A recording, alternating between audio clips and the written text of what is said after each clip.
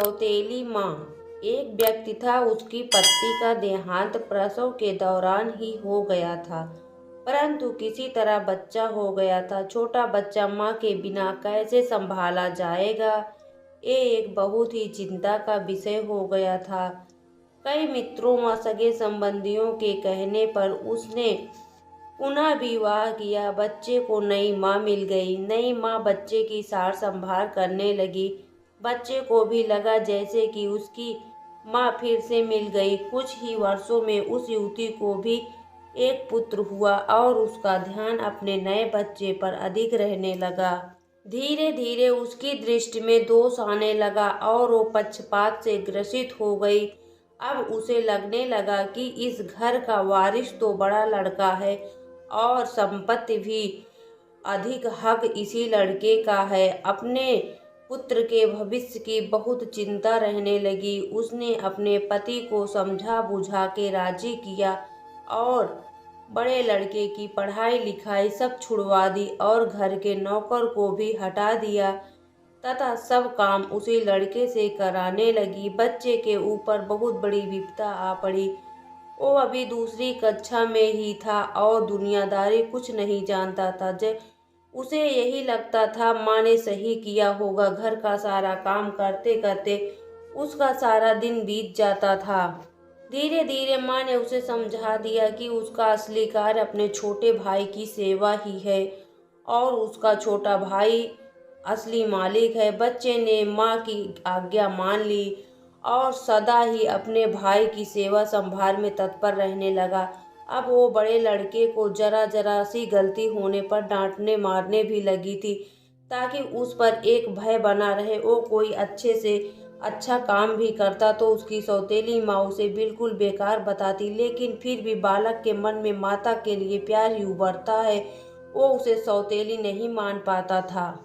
उस औरत ने घर के पूजा पाठ का जिम्मा भी उसी बच्चे को दे रखा था, अतः उस बालक की बुद्धि धीरे धीरे आध्यात्मिक होने लगी। जैसे जैसे वो बड़ा होने लगा उसे सच्चाई समझ में आने लगी, लेकिन वो अपना सब दुख भगवान से ही कहकर संतोष कर लेता था और उसका सारा दुख समाप्त हो जाता था। पिता से वो बहुत प्रीत करता था और जानता था कि पिता उसकी स्थिति से बहुत दुखित रहते हैं, लेकिन वो उनसे हमेशा माँ की बड़ाई ही करता था। पिता का होना ही उसके लिए बहुत था, परंतु उसके पिता भी एक बीमारी में चल बसे और वो बिल्कुल अकेला हो गया। बस भगवान ही उसके रह गए। समय बीतने लगा और दोनों बच्चे बड़े हो गए। अब घर का सारा अधिकार सौतेली माँ के हाथ में था। योजना के अनुसार बड़े बच्चे की शादी उस औरत ने बहुत ही गरीब घर व अनपढ़ औरत से करा दी तथा अपने पुत्र की बहुत बड़े घर में पढ़ी लिखी युवती से करी।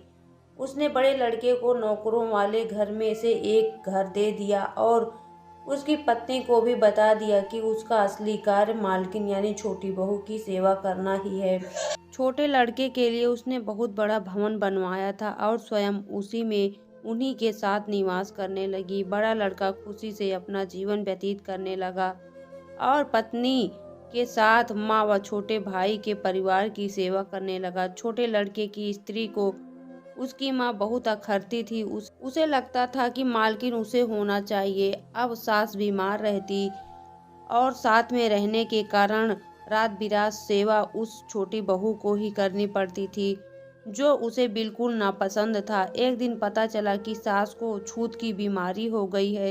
ये जानकर छोटी बहू और दूर दूर रहने लगी। उसकी आंखों में सांस खटकने लगी। उसने अपने पति से कह दिया कि इस घर में या तो वो रहेगी या उसकी माँ। छोटे लड़के पर अपनी पत्नी का जादू चढ़ा हुआ था। उसने अपनी ही माँ को घर से बाहर निकाल दिया और उसे वही नौकरों वाला घर दे दिया। अब माँ भी वृद्ध हो गई थी और अचानक हुए इस घटनाक्रम से एकदम बदहवास हो गई। उसे अपने जीवन भर की पूंजी व्यर्थ जाती दिखी तो वो अपने इस बेटे के ऊपर पूरी तरह निर्भर थी। उसने सपने में भी ऐसा नहीं सोचा था। उसे लगने लगा कि अब उसकी सेवा कौन करेगा। उसने आत्महत्या करने का निर्णय ले लिया और गंगा जी में डुबकी लगाने चल दी। बड़ा लड़का कहीं बाहर गया था और उसे कुछ पता नहीं था। वो एक घाट से गुजर रहा था। शोर सुना तो देखा कोई नदी में डूब रहा है। उसने भी छलांग लगा दी और जब बचा के लाया तो देखा कि ये तो उसकी ही सौतेली माँ है। जब सारी बात पता चली उसे तो बहुत दुखित हुआ और अपनी पत्नी व माँ के साथ घर त्याग दिया। वह दूसरे गांव में रहने लगा। उसने अपनी पत्नी के साथ माँ की बहुत सेवा करी और वो ठीक हो गई। वो लोग अच्छे से जीवन बसर करने लगे। एक दिन उसकी माँ से बहू ने पूछा, माँ मुझे कुछ शिक्षा दे। तो सास की आंखों में आंसू भर आए। उसने मात्र इतना कहा कि बेटी तुम्हारा पति तो भगवान के समान है, शिक्षा तुम्हें उससे ही लेनी चाहिए। मैं तो इतना ही कहूँगी कि किसी को भी पराया नहीं समझना चाहिए और जीवन में किसी के साथ इतना बुरा मत करना कि जब वो तुम्हारे साथ फिर भी भलाई करे तो तुम्हारी आत्मा को गवारा ना हो। दोस्तों, अगर आपको यह छोटी सी कहानी पसंद आई हो तो चैनल को सब्सक्राइब, वीडियो को लाइक, शेयर, कमेंट करना ना भूलें।